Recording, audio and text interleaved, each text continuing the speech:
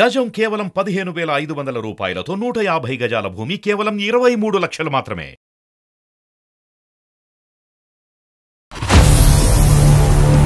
ఇండియాలో జాబ్ చేసుకోమని నా భర్తకి చెప్పండి, లేదా మళ్ళీ పెళ్లి చేసుకోమని మా నాన్నకి చెప్పండి. సారీ ఏంటమ్మా, నాన్నకి పిల్ల?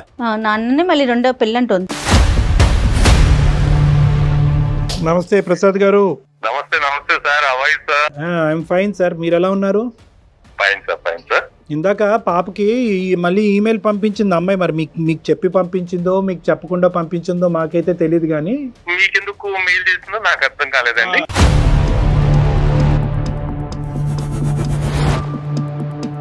మా నాన్నకు ఒక పెళ్లి కూతురుని చూడండి, నాకు ఒక ఏంటండి? అదే మేము కూడా అలా 3 సార్లు ఏంటండి అని అన్నాం అమ్మాయిని.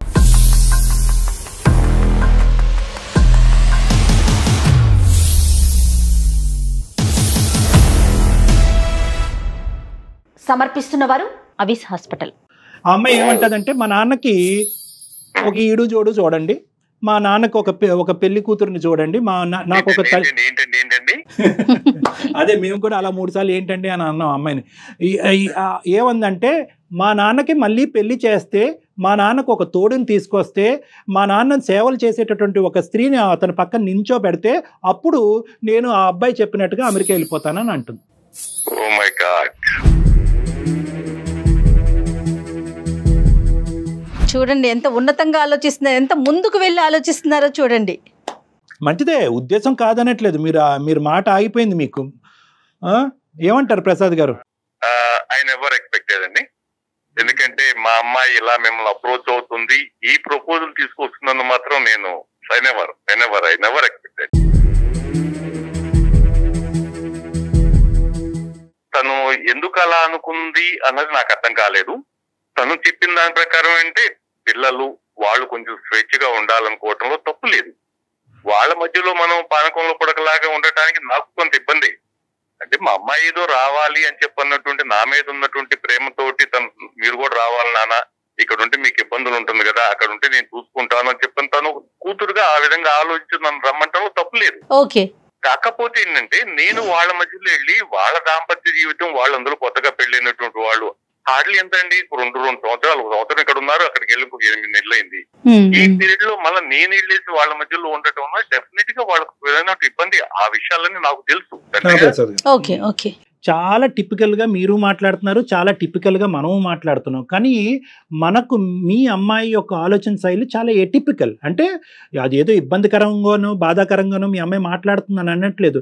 ఈ అమ్మాయికి దూరదృష్టి ఎక్కువ, బంధాలు బంధుత్వాల మీద ఆలోచన శైలి ఎక్కువ, వాటి యొక్క ప్రేమలు ఆప్యాయతల మీద విలువల మీద చాలా ఎక్కువగా దీర్ఘంగా తనకు వయసుకు మించి ఆలోచించేటటువంటి మనస్తత్వం మీ అమ్మాయికి ఉంది అనేటటువంటి తన మాటల్లో అప్పుడు ఇప్పుడు మనకు అర్థమైంది.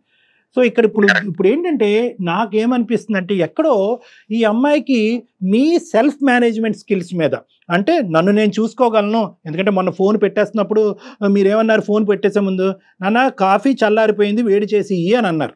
అంటే అది నాకు చాలా స్ట్రైక్ అయింది. అరే ఇదేంటి పెద్ద ఆయన ఇంత డిపెండ్ అయ్యి ఉన్నారు, రేపు పొద్దున ఎవరు కాఫీ పెట్టిస్తారు అనే ఆలోచన నాకు కూడా కలిగింది. ఏదైతే మీ అమ్మాయి కలిగిందో అది నాకు కూడా కలిగింది. ఇప్పుడు ఏంటంటే మీ యొక్క సెల్ఫ్ మేనేజ్మెంట్ స్కిల్స్ అంటే, నా కాఫీ నేను పెట్టుకుంటాను, నా ట్యాబ్లెట్ నేను పెట్టుకుంటాను, నాకు ఆరోగ్యం ఏమి అయిపోలేదు, రేపు మాపు నాకేం అయిపోదు అనేటటువంటి నమ్మకాన్ని నేను మీ ఇంట్లోకి వచ్చి చూడలేదు కాబట్టి అటువంటి నమ్మకాన్ని మీ అమ్మాయికి మీరు ఇవ్వగలుగుతున్నారా, లేదంటే మీకు తెలియకుండానే మీ అమ్మాయి మీద మీరు డిపెండ్ అయిపోయారా? ఆ నమ్మకాన్ని ఇస్తే కనుక, ఆ ధైర్యాన్ని ఇస్తే కనుక బహుశా ధైర్యంగా వెళ్తుందేమో ఈ అమ్మాయి. సార్ ఇక్కడ ఒక విషయం మీకు చెప్పాలండి. చెప్పండి. తను నా కూతురుగా నాకు ఒక తోడు తీసుకురావాలని అనుకుంటుంది మీరు చెప్పిన దాని ప్రకారం. తప్పలేదు. కానీ నాకు తోడైతే వస్తుందేమో కానీ తనకు మాత్రం అమ్మనైతే నేను తీసుకురాలేను కదండి. అమ్మని తీసుకురావాలి. అమ్మ అన్నటువంటి మాట గొంతులోంచి కాదండి, గుండెలోంచి రావాలి. Super, very good. గుండెలోంచి వచ్చినప్పుడే ఆ మాధుర్యం ఉంటుంది. ఆ మాధుర్యం, ఆ ఆప్యాయత ఇవన్నీ వస్తాయి. ఇప్పుడు ఆ స్థానంలో తను ఎవరినైతే తీసుకురావాలని చెప్పి అనుకుంటుందో ఆ ఆప్యాయత అవి తను ఎలా పొందగలుగుతుందండి? రెండోది, నాకు తను అనుకోవడం, నాకు భౌతికంగా తను లేదు కానీ అణువున తను ఉందండి. నేను చేసే ప్రతి కార్యక్రమాల్లో నన్ను నడిపించేది నా భార్య. నేను చేసే ప్రతి పనిలో నాకు ఈ రోజుకి నాకు సలహాలు ఇచ్చింది నా భార్య. నా నవ్వులోనూ నా భార్య ఉంది, నేను చేసే ప్రతి పనిలోనూ నా భార్య ఉంది. భౌతికంగా తను కనపడకపోవచ్చు, ఆ ఆనందాన్ని నేను ఈ రోజు కూడా నేను ఎంజాయ్ చేస్తున్నా. అలాంటి మధుర స్మృతులు తను నాకు మిగిల్చిపోయింది. ఈ రోజు కూడా ఆ స్మృతులు నాతోటి ఉన్నాయి, నాతోటి కొనసాగుతున్నాయి. నేను ఉన్నంత వరకు తను ఉంటుంది. కానీ ఆ గుర్తులు మిమ్మల్ని చూసుకో. ఎలా అనుకుంటున్నారు నాన్న? ఇప్పుడు నేను తనని వదిలి వెళ్ళడం తప్పదు అని ఎలా అయితే రూల్ పెట్టారో, ఇప్పుడు ఆయన పెళ్లి చేసుకోవాలి అన్న రూల్ నేను పెట్టాను. ఇది కూడా తప్పదు. రూల్స్ పెట్టడం చాలా ఈజీ అమ్మ శ్రీవాణి. ప్రాక్టికాలిటీ చూడు, అమ్మ మనసులో ఉంది. అమ్మ ఒకటి, నువ్వు పని చేసేటటువంటి ఆమెను ఇంట్లోకి తీసుకురావట్లేదు. మీ తండ్రి గారికి మళ్ళీ పెళ్లి చేయాలి అని అనుకుంటున్నారు. మీ అమ్మగారి స్థానంలో మీ నాన్నగారి మనసులో వేరే స్త్రీని నిలబెట్టాలి అనేటటువంటి ప్రయత్నం చేస్తున్నారు. ఇది ఒక్కసారి మానవతా కోణం నుంచి ఆలోచిద్దాం. నీ ఆలోచన మానవతా దృక్పథంతో తోడైనటువంటిదే, కాదనట్లేదు. మీరు ఎప్పుడైతే నాకు కౌన్సిలింగ్ ఇచ్చి నన్ను అమెరికా పంపాలి అనుకున్నారో అప్పుడు ఆయనకి తగ్గ వాళ్ళని అందరినీ నేను చూసే పెట్టాను. ఆ పేరు నేను ఇప్పుడు చెప్పను. ఆయన పెళ్లికి ఒప్పుకుంటే నేను ఏర్పాటు చేస్తాను మొత్తం.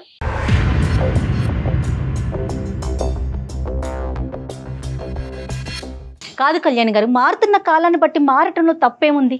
అట్లా అనుకుంటే అసలు రెండో ఇష్యూ అనేదే ఉండదు కదా. అమ్మాయికైనా అబ్బాయికైనా రెండో పెళ్లి అనేదే ఉండదు కదా కళ్యాణ్ గారు. ఆలోచించవచ్చు కదా అటువైపు. నేను కూడా శ్రీవాణితో ఏకీభవిస్తున్నానండి. అంటే కాదు, ఒకటమ్మా, మనందరం ఏకీభవిద్దాం, కాదనట్లేదు. కానీ ఇక్కడ ఏంటంటే ప్రధానమైనటువంటి కర్త క్రియ ఎవరంటే కనుక ప్రసాద్ గారు. ప్రసాద్ గారు ఈ రోజు ఈ వయసు వచ్చి తల్లి భార్య లేనటువంటి పరిస్థితిని ఇన్ని సంవత్సరాల పాటు చూసిన తర్వాత ఈ రోజు ఏంటంటే, నేను ఇందాకటి నుంచి ఒకే మాట అంటున్నారు. ప్రసాద్ గారు, శ్రీవాణి గారు, జయ గారు ముగ్గురు వినాలి. ఈ సబ్జెక్ట్ ఎప్పుడు వచ్చింది లైవ్ లోకి? ఈ సబ్జెక్ట్ ఎప్పుడు వచ్చింది? తన పెళ్లి యొక్క భవిష్యత్తు అనేటటువంటి ఆలోచన వచ్చిన తర్వాత తండ్రికి భార్య కావాలి, లేదంటే తండ్రికి ఒక మళ్ళీ పెళ్లి చేయాలనేటటువంటి ఉద్దేశం రావటం అనేటటువంటిది ఇక్కడ సమంజసంగా లేదు. కానీ మీరు ఇందాక ఒక ప్రశ్న అడిగారు ప్రసాద్ గారిని, మీరు కాఫీ పెట్టుకోండి, కాఫీ వేడి చేయమ్మా అన్న కూతురు మీద డిపెండ్ అయ్యారు. ఆ అనుమానమే ఆ అమ్మాయికి ఉంది. రేపటి రోజున నేను వెళ్ళిపోతే మా నాన్నని ఎవరు చూసుకుంటారు? నేను ఉన్న రోజులు సాఫీగా జరిగిపోతుంది. నేను లేను అంటే నాన్న పరిస్థితి సెల్ఫ్ మేనేజ్మెంట్ స్కిల్స్ గురించి మీరు మీ అమ్మాయికి ఒక కాన్ఫిడెన్స్ ఇవ్వాల్సినటువంటి ఒక ప్లాట్ఫామ్ ఈరోజు చాలా బలంగా ఉంది. ఎందుకంటే కనుక, అమ్మ నువ్వు నాకు టాబ్లెట్ ఇవ్వకపోయినా, కాఫీ ఇవ్వకపోయినా, భోజనం పెట్టకపోయినా, హాస్పిటల్కి తీసుకెళ్ళకపోయినా, బయటకు నేను వాకింగ్కి వెళ్ళగలను, నా పని నేను చేసుకోగలను, నా కాళ్ళు చేతులు బాగానే పనిచేస్తున్నాయి. మీకు ఏమైనా దీర్ఘకాలికమైనటువంటి ఆరోగ్య సమస్యలు ఏమైనా ఉన్నాయా ప్రసాద్ గారు? ఏమీ లేవండి.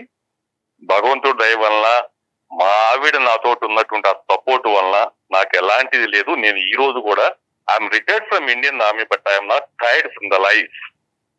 స్టిల్ తెలుసా నాన్న, నేను నీతో ఉన్నాను కాబట్టి, టైంకి అన్ని చూసుకుంటున్నాను కాబట్టి. అదే నేను లేనప్పుడు అసలు రాత్రి నీకు నిద్ర పడుతుందా? ఎందుకు పట్టట్లేదు? టాబ్లెట్ ఎందుకు అడుగుతున్నావు నన్ను? సార్ మీరేమనుకోండి, మీ సమక్షంలో నేను నాన్నతో మాట్లాడాలి. తప్పకుండా డైరెక్ట్ గా మాట్లాడండి శ్రీవాణి. చెప్పు నాన్న, ఈ రోజు నాకు ఒక సొల్యూషన్ ఇవ్వు. ఒకటి నాన్న, జీవితం అన్నటువంటి పడవలో 30% పయనించినటువంటి వాడిని, ప్రయాణం చేసినటువంటి వాడిని నేను. జీవితం ఇప్పుడు మొదలయ్యేదానివి నువ్వు. అనుభవంతో మాట్లాడుతున్నటువంటి వాడిని నేను, నా ఆవేశంతో మాట్లాడుతున్నటువంటి దాని నువ్వు. అమ్మ, నీవు ఇవన్నీ చూసా. ఈ రోజు నువ్వు నాకు ఒక పెళ్లి చేయాలనుకుంటున్నావు, ఓకే, నీ ఆలోచనలో. రేపటి రోజున నేను ఆవిడ వచ్చినటువంటి వాడిని ఆవిడికి నేను సంజాయించలేక, నీకు ఇది చెప్పలేక నువ్వే అంటావు మా నాన్న నాతో బాగుండేవాడు ఇప్పుడు మారిపోయాడు. ఇంచుమించు నాకు నా భర్తతో ఉన్న కాన్వర్జేషన్ ప్రకారం నువ్వు పెళ్లి చేసుకుంటే నేను ఎప్పుడు నీ దగ్గరికి రాను. నేను అదే అన్నాను రా తల్లి. అలా కాదమ్మా, రేపు నా పరిస్థితి తను వచ్చినటువంటి ఆమెని తనకి న్యాయం చేయలేక నన్ను ఆప్యాయంగా చూసుకున్నటువంటి కూతురికి నేను దూరం అయిపోయి ఇప్పుడు ఆమెతో ఏమంటారు హ్యాపీగా ఉండలేను కదా. నేను నిన్ను పిల్లలు కనమని ఇవన్నీ చెప్పట్లేదు నాన్న, నీకు ఒక తోడు కావాలి. దానికి తగ్గ ఆమెనే చూశాను. నేను ఇప్పుడు ఆ పేరు చెప్పను, నీకు కూడా ఇష్టమే అని అక్కడ కూడా నేను చూసుకుంటాను. ఒక్క మాట, నీ మాటలు నేను ఇన్ని విన్నాను కదా, ఆయన మాటలు అన్ని ఒప్పుకున్నాను కదా నా కోసం. అరే నువ్వు ఒక్కసారి నేను ఇప్పటికీ అంటున్నా, ఆవేశంతో నువ్వు నిర్ణయాలు తీసుకుంటున్నావు, అప్పుడే చెప్పాను నీకు. ఇప్పుడు పెళ్లి చేసుకోవడానికి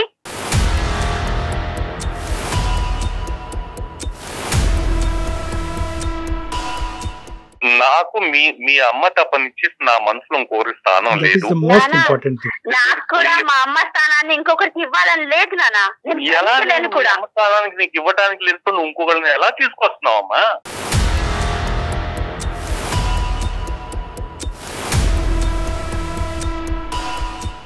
ఆవిడ నువ్వు ఎలా అమ్మాయిని మనస్ఫూర్తిగా పిలవగలుగుతావు? రేపు ఆమె వచ్చినట్టు ఆమె తన బంధువులు, తను నా భార్య నాతో ఉండాలి, నన్ను పట్టించుకోకుండా తన కూతురని అనుకుంటా ఎప్పుడు చూసినా తన కూతురే అనుకుంటా, నన్ను పట్టించుకోవడం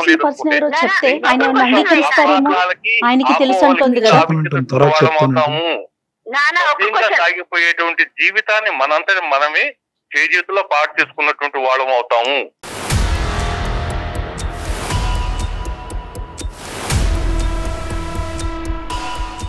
శ్రీవాణి గారు, ఒక్కసారి పోనీ ఏదైనా అవకాశం ఉంటే మీరెవరో ఒక పర్సన్ని చూశారు, నాన్నగారికి తెలుసు అంటున్నారు ఆవిడెవరో, ఒకసారి చెప్పి చూడండి, ఏమన్నా ఆయన మనసులో ఒక ఆలోచన వస్తుందేమో కనీసం. నేనేం ఆలోచిస్తున్నానంటే మళ్ళీ నాన్న మొండికేసినప్పుడు ఆ పేరు ఎందుకు బయటికి రావడం అని ఆలోచిస్తున్నాను. అమ్మా ఇప్పుడు let us not go through అసలు ఎంత స్పీడ్ గా ఆలోచిస్తుంది చూడండి కళ్యాణి గారు. నువ్వు ముహూర్తాలు పెట్టడం ఒకటే తక్కువ, బహుశా ముహూర్తాలు పెట్టాక మాకు ఈమెయిల్ పంపించుంటే బెల్లది ఉండదు.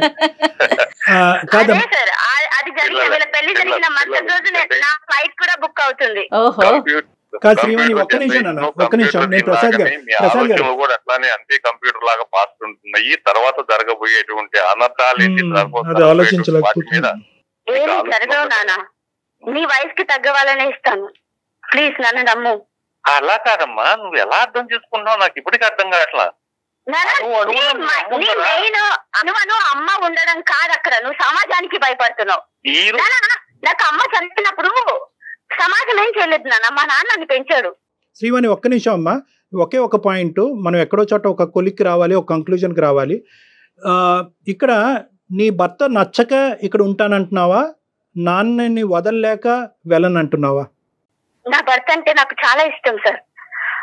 నాకున్న ప్రాబ్లం మెయిన్ గా చెప్తున్నాను, అందరూ ఓవర్ యాక్షన్ అనుకోండి, ఏమైనా అనుకోండి, నేను నాన్నని వదిలిపెట్టి వెళ్ళలేను. అందుకే నా భర్తనైనా చెప్తున్నాను కదా, నేను ఎవరిని వదులుకోలేను. కానీ ఇందాక అన్నావు కదమ్మా, బంధుత్వాల గురించి నెగిటివ్ గా మాట్లాడి వాళ్ళ తల్లిదండ్రుల్ని ఇక్కడ అడుగు పెట్టినటువంటి ఒక భర్తతో పాటు నేను ఎలా ప్రయాణం చేయనండి అనే మాట అన్నావు కదా. రేపొద్దున నువ్వు అక్కడికి వెళ్ళిన తర్వాత ఆ అబ్బాయి వ్యక్తి మొత్తం కుటుంబ సభ్యులను అందరినీ దూరం పెట్టి బంధుత్వాలని అన్ని దూరం పెట్టేటటువంటి వ్యక్తిగా నీకు కనిపిస్తే, ఈ రోజు నువ్వు ఏదైతే చూసి భయపడుతున్నావో అది నిజమవుతే ఏం జరగబోతుంది అక్కడ? సార్ నా ట్రస్ట్ లో నేను ఎంతో మందిని మార్చుకున్నాను సార్. మీరు నాకు ఎలా అయితే కౌన్సిల్ ఇచ్చారో నేను చాలా మంది కౌన్సిలింగ్ ఇవ్వగలను. నా భర్తను నేను మార్చుకోగలను.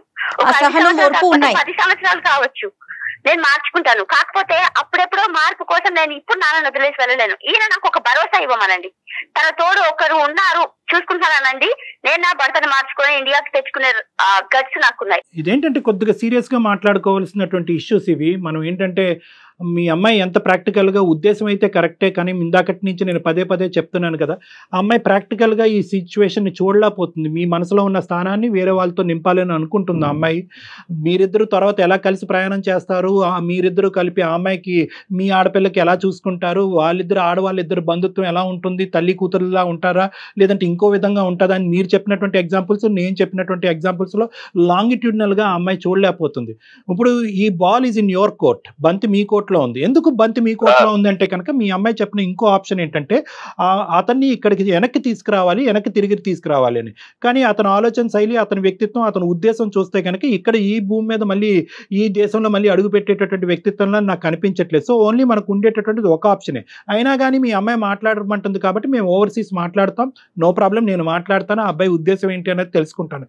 కానీ దానికంటే పెద్ద చిక్కుముడి ఏంటంటే మీరు పెళ్లికి రెడీయా, ఎవరైనా ఉంటే బాగుండని చెప్పి నా మనసాక్షి చెప్పినప్పుడు నేను పెట్టేటువంటి వంక సొసైటీ, సంఘం, వాళ్ళు ఏమనుకుంటారు, వీళ్ళేమో అంటే ముందు నా మనసులో నాకు కావాలన్నటువంటి ఒక కోరిక ఉన్నప్పుడు నేను సంఘం మీద వేస్తాను. సంఘం ఏమన్నా అనుకోకుండా ఉంటే నేను చేసుకోవాలన్నటువంటి. కానీ నా మనసులో అలాంటిది లేదు సార్. నా మనస్సాక్షి చెప్తుంది, అణువున నా భార్య నా తోటి ఉంది, ఈ రోజు కూడా ఉంది. తన కనపట్టంలా నా తోటి ఉంది. ఆ మెమోరీస్, ఆ స్వీట్ మెమోరీస్ ఏవైతే ఉన్నాయో దాంతో నేను That point is well established and beyond doubts. So మీరేమంటున్నారంటే నేను మళ్ళీ పెళ్లి చేసుకోవటం అనేటటువంటిది, మా అమ్మాయి అక్కడికి వెళ్ళిన మా అమ్మాయి అక్కడికి వెళ్ళకపోయినా ఈజ్ ఇంపాసిబుల్ అని అంటున్నారు, అంతేనా? ఎస్ సార్, ఎందుకంటే ఉంది అట్లని నాకు మా అమ్మాయి జీవితం తక్కువని కాదు సార్, మా అమ్మాయి జీవితం కూడా నాకు అదే ఇంపార్టెంట్. అన్నాను. తను ఏంటంటే తను ఇప్పుడు కొంచెం ఆవేశంతో నిర్ణయం తీసుకుంటుంది, ఆవేశంతో మాట్లాడుతుంది, అనుభవంతో నేను చెప్తున్నాను. నా మాట తీరే అంత కదా నాన్న, ఇది ఆవేశం అని ఎందుకు అనుకుంటున్నావు? అరే నీ వయసు ఎంత నాన్న, నువ్వేం చూసావు? ప్రపంచం ఏం చూసావురా? అమ్మ చనిపోయినప్పటి నుంచి నువ్వేం చూసావు? వదిలే నన్ను, నా భర్తతో నన్ను వదిలేనానా? నువ్వు నీ లైఫ్ ఈ కొన్ని రోజులైనా నీ ఏజ్ కి తగ్గ వాళ్ళతో ఉండు నానా. మా చనిపోయిందని నువ్వు అనుకుంటున్నావురా? ఒక్క నిమిషం అమ్మ, ఒక్క నిమిషం అమ్మ, ఇలాగా మీరిద్దరు మాట్లాడుకుంటూ పోతే కనుక మనం ఇంకొక 10 గంటలు మాట్లాడుకోవచ్చు. మీ ఇద్దరి మధ్యన ఉన్న బాండ్ ఏంటనేటువంటిది నాకు, జయ గారికి, మొత్తం ప్రపంచంలో తెలుగు వాళ్ళందరికీ కూడా పూర్తి స్థాయిలో అర్థమైంది. సో కాబట్టి ఇక్కడ నేను ఏంటంటే నీ పెళ్లిని కాపాడేటటువంటి ఆలోచన బట్టి మనం ముందుకెళ్దాం. నీ పెళ్లిని ఎలా కాపాడాలనేది ఇక్కడ ప్రధానమైనటువంటి అంశం. మీరు ఒప్పుకుంటే, ఒక్క నిమిషం ఉండమ్మా, నాన్నకి మళ్ళీ పెళ్లి చేయటం అనే కాన్సెప్ట్ దయచేసి తీసి పక్కన పెట్టు. అతను అది ఇంపాసిబుల్ అనే పదం వాడారు, అయినా కానీ బలవంతంగా తీసుకెళ్లి అతనికి ఎవరికో కట్టబెడితే కనుక మీ నాన్న సుఖపెట్టేదాని అవ్వవు కదా, ఇబ్బంది పెట్టేదాని అవుతావు. నీ జీవితం తర్వాత ఎలా ఇబ్బంది అవుతుంది అనేటటువంటిది వేరే అంశం. ఎందుకంటే కొత్తగా వచ్చిన తల్లి పాత కూతురుతో జీవితాలు ఎలా ఉంటాయి అనేది నాకైతే తెలియదు. కానీ అతను అనవసరంగా ఇష్టం లేనటువంటి పెళ్లిలోకి తీసుకెళ్లి అతని జీవితాన్ని కష్టపాలు చేయొద్దు. ఎందుకంటే అతనికి ఈ మాత్రం నిర్ణయం తీసుకునేటటువంటి హక్కు అతనికి ఒక తండ్రిగా అతనికి ఉంది. అతను ఇంపాసిబుల్ అనే పదం వాడాడు కాబట్టి దయచేసి అది పక్కన పెడదాం. పెళ్లి వద్దు అనుకుంటే 2 నిమిషాల పని, సంతకాలు పెడితే కనుక 6 నెలల లోపల డైవర్స్ అయిపోతుంది. అది ఇక్కడ నా ఉద్దేశం కాదు. పెళ్లి కాపాడాలనేటటువంటి ఉద్దేశం నాకు చాలా బలంగా ఉంది, మీ నాన్నగారికి చాలా బలంగా ఉంది. కాబట్టి ఇక్కడ ప్రధానంగా నువ్వు కొద్ది కూల్ అండ్ కామ్ మైండ్తో ఆలోచించాలి. ఆడపిల్లలు ఒపీనియన్ పక్కన పెట్టేస్తారు కదా, మా నాన్న భవిష్యత్తు అక్కర్లేదా అంటే కనుక మీ నాన్న భవిష్యత్తు మా అందరికీ కావాలి, మీ నాన్న ఆరోగ్యం మా అందరికీ కావాలి. అట్ ద సేమ్ టైం ఈ పెళ్లి అనేటటువంటిది కూడా కాపాడవలసినటువంటి అవసరం ఉంది. నేనేమంటున్నానంటే ఆప్షన్ నెంబర్ 2, నేను ఇక్కడ ఏమంటున్నానంటే మీ భర్తతో మాట్లాడాలి అని అంటున్నావు. దాంట్లో హోప్స్ నాకు తక్కువ ఉన్నా కూడా మాట్లాడేటటువంటి ప్రయత్నం చేస్తాను. ప్యారలల్గా ఇద్దరితోని మాట్లాడతాను. ఆ అబ్బాయి ఎందుకు అంత కఠినమైనటువంటి నిర్ణయం తీసుకున్నాడు, 2 ఇయర్స్ తర్వాత కూడా మీ ఫాదర్ వద్దు, 5 ఇయర్స్ తర్వాత కూడా మీరు ఈ ఫాదర్ వద్దు అనేటటువంటి మాట బహుశా బ్యాక్గ్రౌండ్లో వేరే మాటలు, వేరే సందర్భాలు, వేరే ఆలోచనల వల్ల బయటకు అలా వ్యక్తపరుస్తున్నాడా అనేది చిన్నపాటి డౌట్ నాకు ఉంది. కాబట్టి అతనిలో ఏదైనా conflict of thought or conflict of opinion ఏమన్నా ఉంటే కనుక అది క్లియర్ చేయడానికి నేను రెడీగా ఉన్నాను. ఎందుకంటే అంత కఠినంగా మారిపోవాల్సినటువంటి అవసరం ఆ అబ్బాయికి ఏమొచ్చింది అనేటటువంటిది ఒకసారి బ్యాక్గ్రౌండ్ వర్క్ తీసుకుని ఇద్దరితోని ప్యారలల్గా నన్ను మాట్లాడమంటే నేను మాట్లాడతాను. That is a more practical solution for this problem. అది మోర్ ప్రాక్టికల్ అమ్మా. మీ ఇద్దరికి సంబంధించినటువంటి ప్రైవేట్ లైఫ్ ఏదైతే కావాలో అనుకుంటున్నారో, ఆ అబ్బాయి ఏదైతే కోరుకుంటున్నాడో అదేం తప్పు కాదు. మీ నాన్నగారి ఫోన్ ఎత్తుతూనే అదే అంటున్నారు, నేను ఎందుకంటే పానకంలో పొడగలాగా వాళ్ళిద్దరూ హ్యాపీగా ఉన్నప్పుడు చూస్తే ఆనందించడానికి నేను ఉన్నాను అని అంటున్నారు. మీ భర్త యొక్క కోరిక కూడా అదే, మీ నాన్నగారి యొక్క కోరిక కూడా అదే. అది జరిగిన తర్వాత కొంతకాలం తర్వాత మీ ఇద్దరు బాండ్ ఎస్టాబ్లిష్ అయిన తర్వాత మీరిద్దరు ఒకరినొకరు పూర్తిగా అర్థం చేసుకుని ప్రయాణం చేసిన తర్వాత నీ భర్తే రండి మావయ్య ఇక్కడికి రండి, ఇక్కడే మాతో పాటు ఉండొచ్చు కదా, ఒంటరిగా అక్కడ ఎందుకు ఉంటారు అనే మాట వస్తుందేమోనమ్మా. మనం ఎందుకు ఆప్టిమిస్టిక్ గా థింక్ చేయకూడదు? మీరందరూ మీ వాటికి ఇంపాసిబుల్ అని చెప్పేసి ఫుల్ స్టాప్ పెట్టారు కదా, నా మనసు మాత్రమే మౌల్ చేయాలని చూస్తున్నారు కదా.